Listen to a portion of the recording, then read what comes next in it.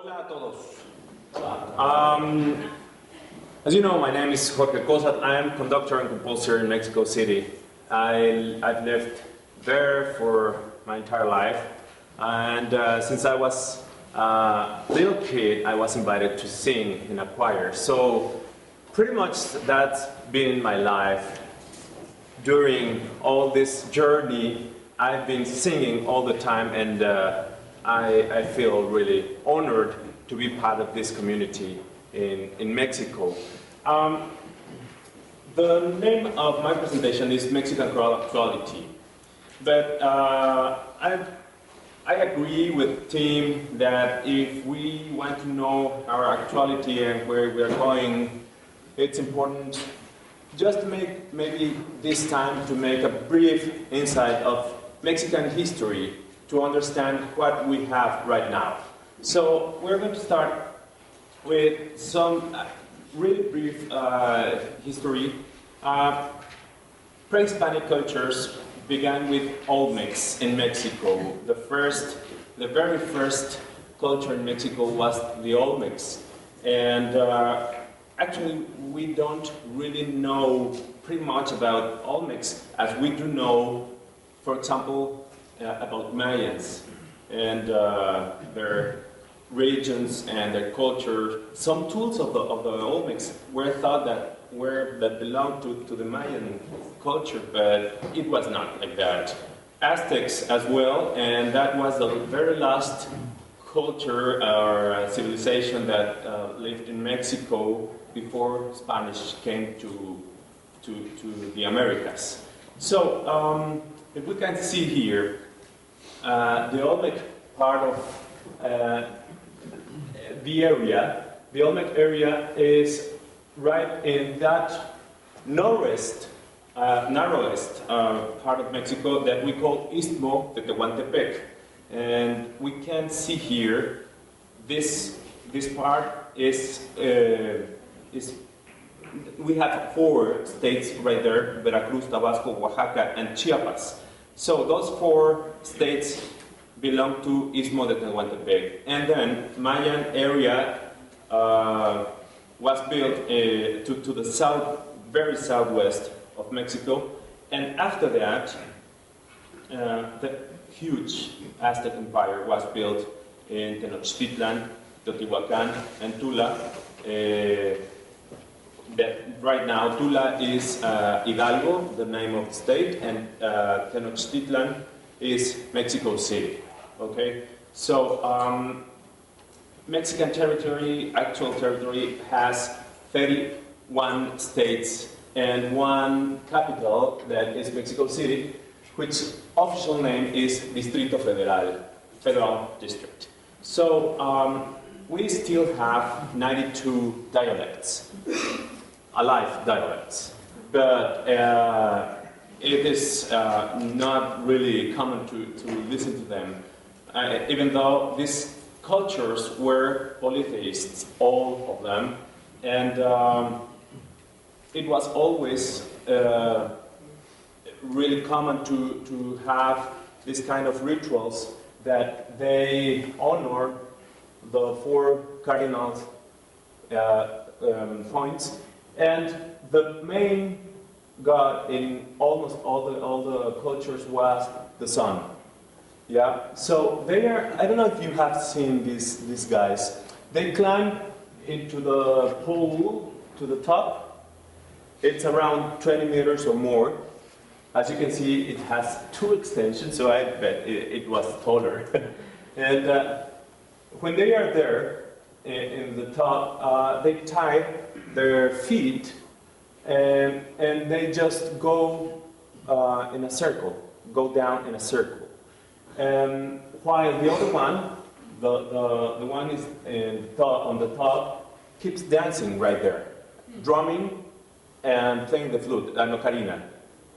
Okay, so this is a ritual that has to be with fertility, with death, with so many things that connected the people to the earth. So that's the beliefs of Mayan and Aztecs mainly. They believed in so many cases that for example, a tree could be your brother. So they had that respect for the earth all the time. Yeah. So when Spanish people came, just it changed. But in the meantime, I would like to invite you to grab your binders and to sing a little bit. I know you have already launched and then the gist of it could be a little bit difficult, but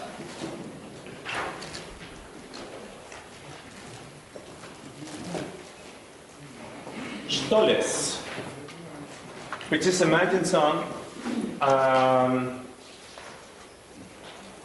This is really fun and a simple piece, but I would like to be sure to double check if we have double speed SSATTBB, just in case that we could go through the piece. Who is singing first? Soprano. Here. Okay, 1, 2, 3. Thank you. Second soprano. Thank you. 1, 2. Great. Alto. 1. Thank you. Alto 2. Okay. Tenor 1. 1, 2, 3. Tenor 2. Okay. Baritone. So, 2 of you. Thank you. 3. And back. And bass. Okay. So we're set. Stoles is the name of the piece, but this is interesting how they pronounce it. There are so many people in Yucatan, in Campeche, which are some states from Mexico. They still speak a lot of Mayan. They call in a different way, for example, the tortillas. That I don't even know how to pronounce it, but for example, Stoles is Canto al Sol in español, in Spanish, and Imagine is with a glottal stop. This is really interesting. I-um in. I-um in. Okay? So at the very end of this piece, we are going to pronounce that. So be careful with that. Okay? So the first step for this piece is that you may want to get a conch shell so that you can just sound it before and skip this part if that is so difficult. Because the bass, if you see it the bass starts in F sharp. I don't want it to be like loud, but it's a tricky sound. You have to stretch your fingers, and this thin skin has to be very thin so that you can put it in front of your lips. So trying to sing through a B. So it's going to be like blowing a little bit. So when you divide this sound, it's going to be like. So if you have that sound, it's like, I would like to see you in the aisle, like, right, okay, let's go through and, if I just go from here to here, let's pan the sound, not necessarily the basses. If I just go here, let's just go through that F sharp,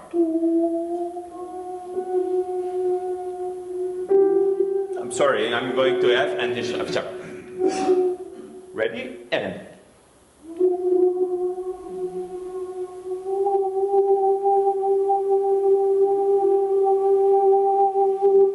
So that's the effect I would like to try, but with this. And then with the rhythm, of course, okay? So let's go to bar 5. And let's go deeper, and.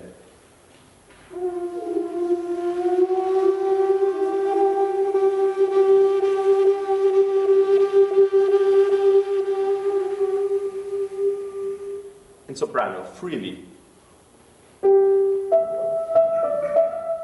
Thank you. First soprano. Imitating an ocarina. lontano, very far away, this sound is a call. One, and tenors and bass.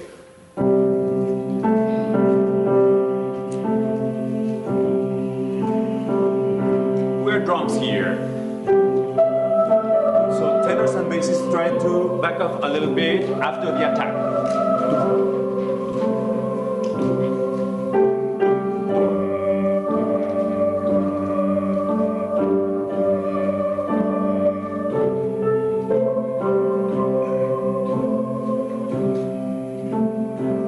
Alto and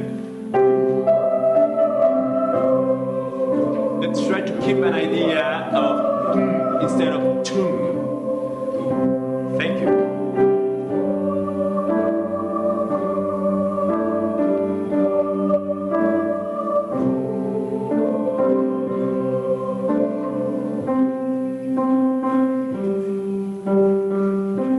And every 4 bars, here we go, bass. And back up a little bit, like resonance. And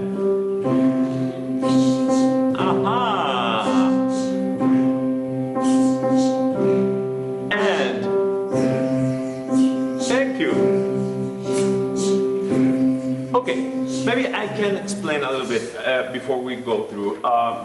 This bar 53, I would like to hear, of course, a rolled R. We love rolled R. So, but we have to go from an U sound to an A so that we can go higher in the pitch.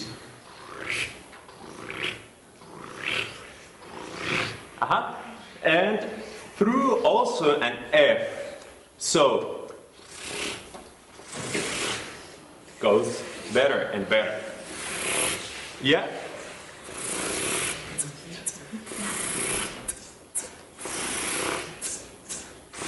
Great. And for soprano,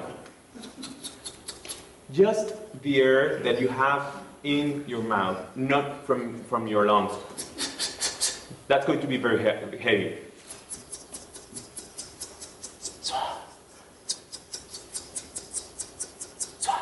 Okay? And then alto, first alto. Go straight to the end. Okay? And then we have the first tenor. Tunkul is in fact the name of the instrument we are trying to imitate. So,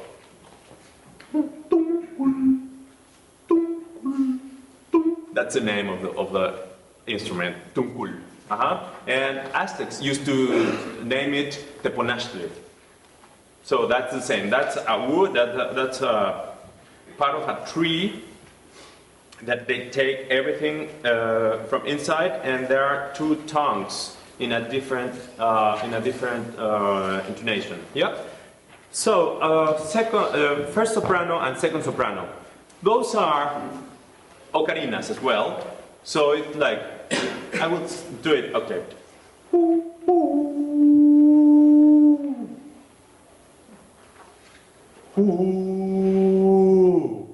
Okay? So let's try to go through, and of course baritone, just the triplets, be careful, and after the basses. Okay? So let's go from first tenor, please. Thank you. Measure. Oh, I'm sorry. I just. Isn't it? I couldn't find a music stand. Is that possible to get one? Ah, it's right here. No, it's okay. Much better. Thank you. 9. Page 4. Bottom of page 4.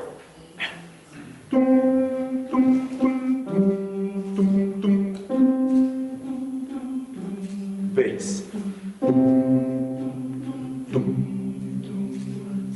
Bigger sound here, the bass. And now.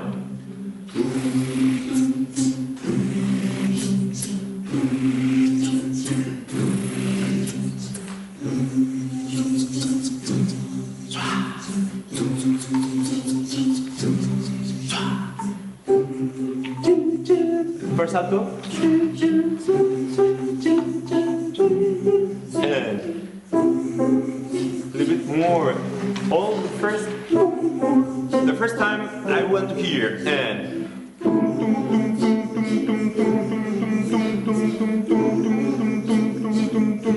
bass here, and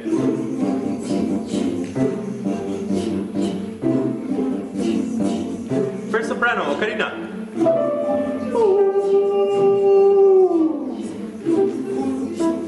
And keeps going.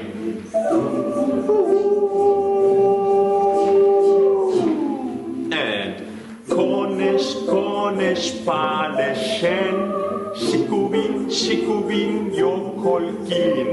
Konesh Paleshen, Shikubin Yokotan.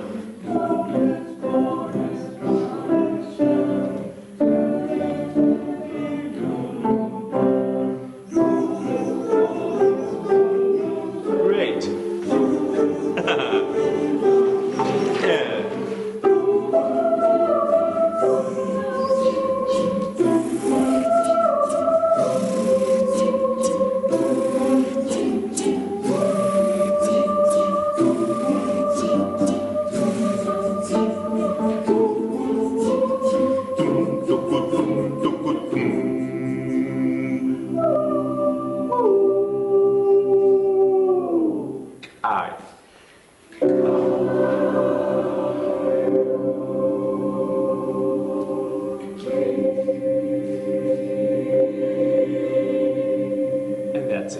That's a processional song, meaning let's go friends, come on, it's over, son is done, and we are through. Thank you very much.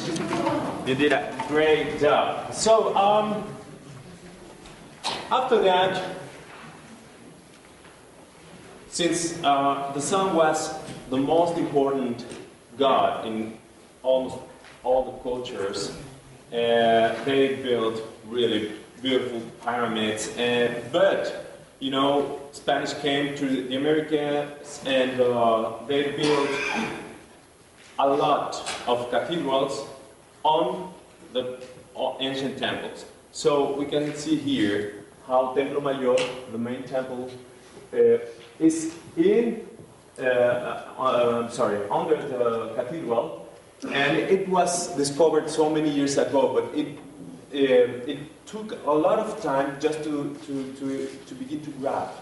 It wasn't until 1978, really recently, that we did it. So now, after that, we go to a colonial period in Mexico, and of course we have a lot of composers. Hernando Franco was the first one well known in Mexico, but not Mexican. He died in Mexico, but he didn't. He wasn't born in Mexico. Gaspar Fernández as well, from Spain. Then Juan Gutiérrez de Padilla and Francisco López de Capilla. Until Francisco López de Capilla, he was the first Mexican composer. So this is really interesting how many composers from Europe came to Mexico, and they were chapel masters after a period of being there as organist, second organist, and then they became the chapel master. Antonio de Salazar, who is a very, very, very nice polyphonist. I love Antonio de Salazar. Manuel de Sumaya, who is actually the most well-known Mexican composer. He was born in Oaxaca, Mexico. After that, Ignacio de Jerusalén Estela, Manuel de Arenzana. And as you can see, Manuel de Arenzana, who also was born in Mexico, he died in 1821. And I will go a little bit back. We had this independence war from 1810 to 1821. So Manuel de Arenzana was in this period. So this glorious period was about to finish in the colonial Mexico. So some of our musicologists that I think that it is one of the most important things that we have to appreciate, because if they don't do that job, we wouldn't be doing or performing these pieces. Juan Manuel Lara from Mexico, and Aurelio Tello, who is a Peruvian, but he has lived for many, many years in Mexico as well. They have realized this important process, and they premiered a collection who is called Tesoro de la Música Mexicana, Treasure of Mexican Music. This is a collection that has actually maybe 7 or 8 volumes with different composers. Craig Russell, you must know him. He was well known because he did a beautiful job in Conservatorio de las Rosas, the Rose Conservatory in Michoacán. After that, Robert Stevenson, Música de Navidad de México Barroco. It was printed, in fact, in the University of California. And Thomas Stanford, I think one of the most important jobs and works in Mexico was this one. Catálogo de los acervos musicales de las catedrales metropolitanas de México y Puebla, de la Biblioteca Nacional de Antropología e Historia y otras colecciones menores. He did a wonderful job because now we know what's there. We didn't know before. And we know now that at least there's a 40% of music that we don't know. It's right there. 40% of the music. Imagine that. So, after that, Independence War. So, I have to say that from that point to the end of the century, we had a very black hole in music. We don't have anything at all. It is really interesting how just everything was about the war and to be independent and to be autonomous, but not really much about arts until Maximiliano, an emperor of Mexico, came, and it became nice and fancy to be European or to have these influences. So why not to bring new composers from Europe, and after that to send composers from Mexico to Europe and to bring them back. One of the first composers in the 20th century was Gustavo E. Campa. I will just name a few of them because there are a lot, but Gustavo Campa was very important. I'm pretty sure that you know Manuel M. Ponce and Luis Sandy.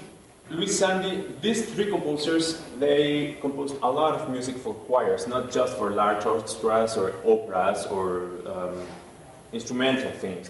They composed as well as for choirs, and Luis Sandy was an important person in Mexico because he founded the the Fine Arts Madrigal Choir in 1935. We'll see it right away. After that, Miguel Bernal Jiménez from Michoacán, he actually founded the Niños Cantores de Morelia in 1944. Blas Galindo was very, very well known in Mexico, as well as Carlos Jiménez Mabarak. I think those are most of the main composers in Mexico in the 20th century. So, we don't have our first established choir until 1938. It was Coro de Madrigalistas de Bellas Artes. It's still working. It's a professional choir, but there's a union there. So sometimes when a union comes in the front and the singers have the decisions of the music, so it becomes a little bit tricky. You know what I mean. And Niños Cantores de Morelia was the second one in 1944, Coro de la Universidad de Veracruz, the third one, and the first university choir in Mexico. So, I would like to jump directly to the institutional structure. This is a puzzle in Mexico, but I will try to go step by step. So, the government has two main organizations, main institutions. CONACULTA, which is the short name of Consejo Nacional para la Cultura y las Artes, National Council for Culture and Arts, and Secretaría de Educación Pública, which is Public Education Secretariat. Both are sharing almost the same things, but Secretaría de Educación Pública is most directed for elementary schools, yeah, various schools. And CONACULTA is made for artistic goals. So they share a lot of responsibilities, but we will see here. So, since they are sharing this responsibility, they share also a line with Instituto Nacional de Bellas Artes, Fine Arts National Institute, and Universidad Nacional Autónoma de Mexico, which is the National Autonomous University of Mexico. All of them, they have their own budget, autonomous budget, and I'm talking about this because in each institution there is a chorus, a choir and choral activity, at least 5-10 choirs. So this is really important to understand because they have their own activities, their own specific responsibilities, and they also go through this structure to give this line and to make this chain work. So, also, after CONACULTA comes Sistema Nacional de Fomento Musical, National System of Musical Fourthers. This was taken from Venezuela.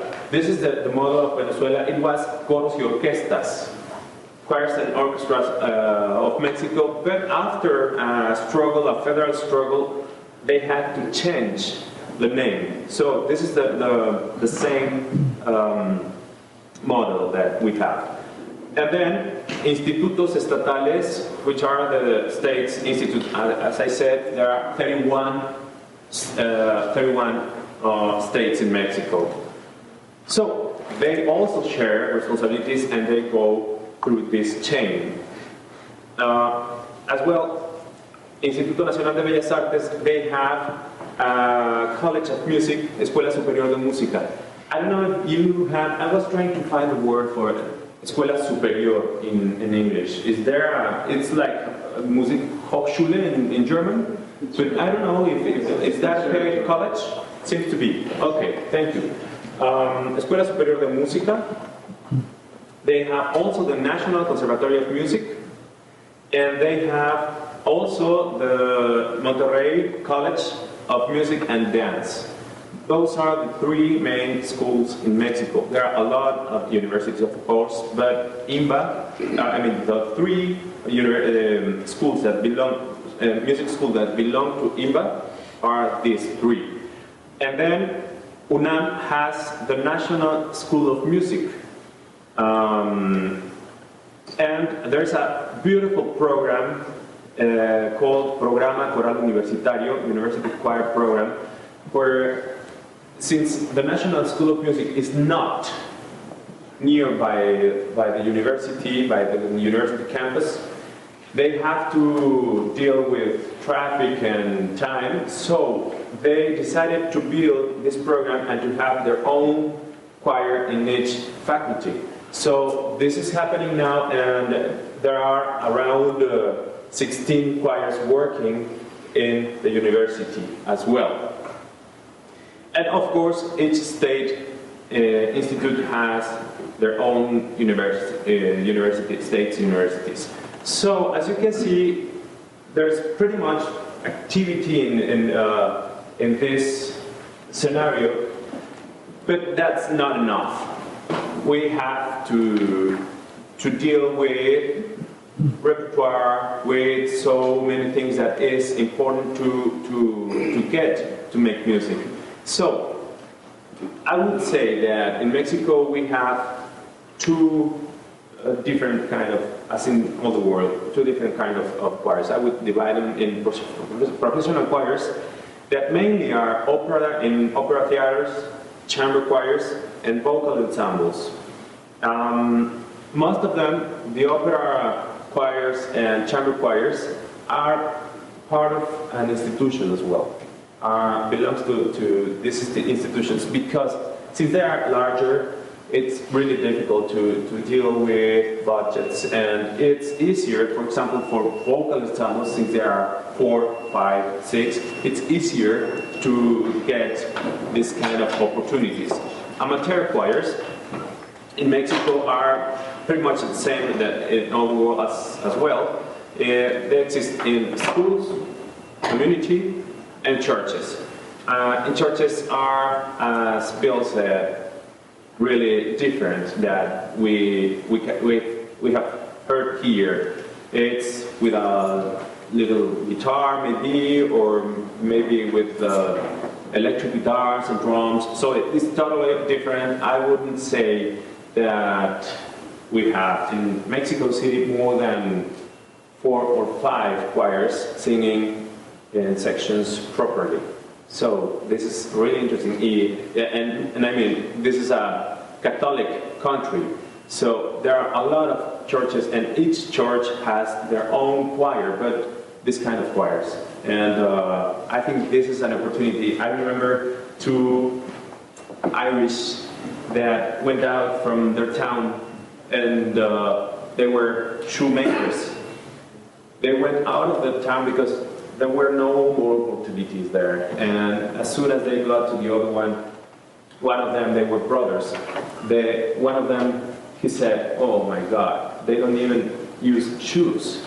We're lost." And the other one said, "Oh my God, they don't even use shoes." So this is a perspective that we have here. We can feel like we've been taken from many things, and in a way, that's a perspective that would be felt in Mexico, that we've been taken from country, from lands, from traditions, from temples, from so many things. I feel privileged because my last name, that actually is Cosatl, is one of the few that remained in our society, because also our last name were taken away. So we would feel like sad, or I don't know, but in a way I think that this is a huge opportunity to share what we are doing. We are around, I told you yesterday, yesterday, we are around 200 choirs registered in the national system in Mexico City. But in a 25 million city, that's nothing. That's nothing. So I think we don't deserve, but we need. I want to say that we do deserve, but I don't want to feel like I have to be the owner of this opportunity. I want just to share this opportunity with everybody, because now we are doing this collection of 34 choirs that you're going to hear right now. Since you have this idea of what kind of choirs, you can see that, and I'll let you just hear.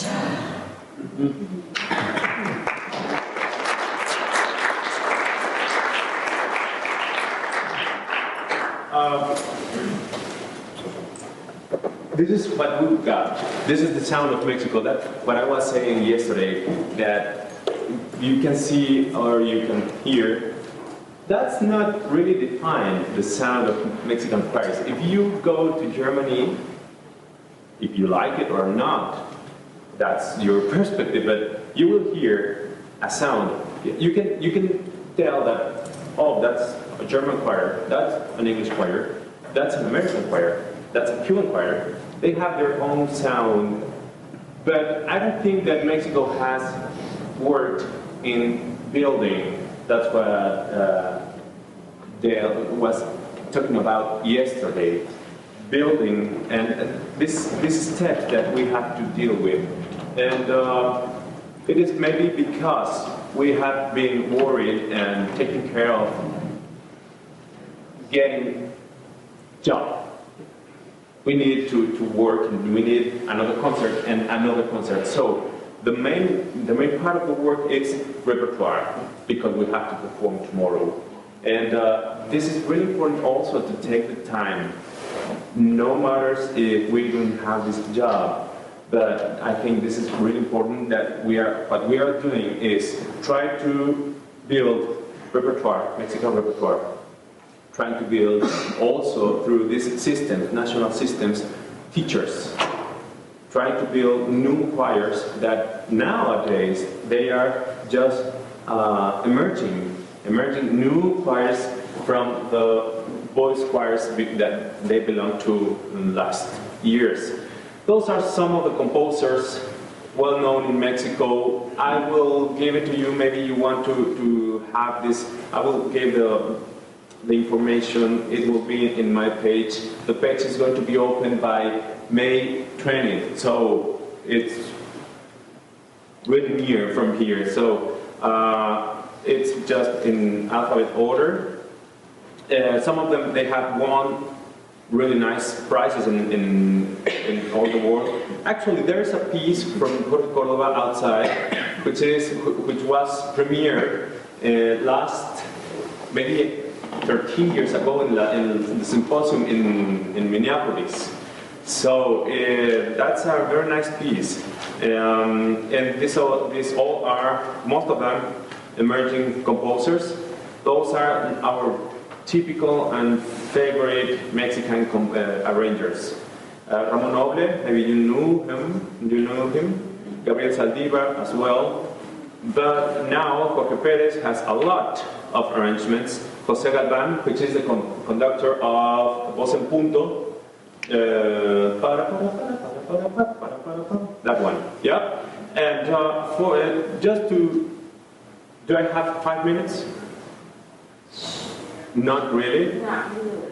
Okay, just, I would like to hear this piece, Pasar la Vida, since we didn't start. You're right. Okay, well, what do you say? Thank you. Okay. Yeah, thank you very much. Pasar la Vida. This was premiered last year in Minneapolis by St. Thomas University Chamber Choir. So the conductor is Dr. Angela Broker, and you have it in your binders if you want to follow it.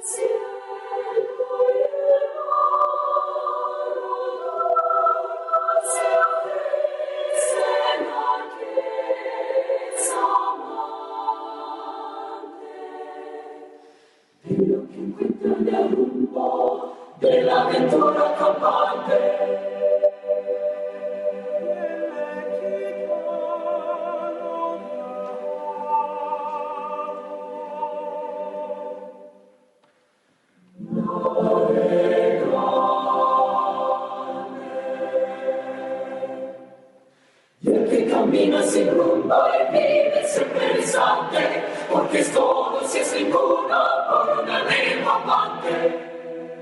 ¿Es ilegal? ¡Viva el campo!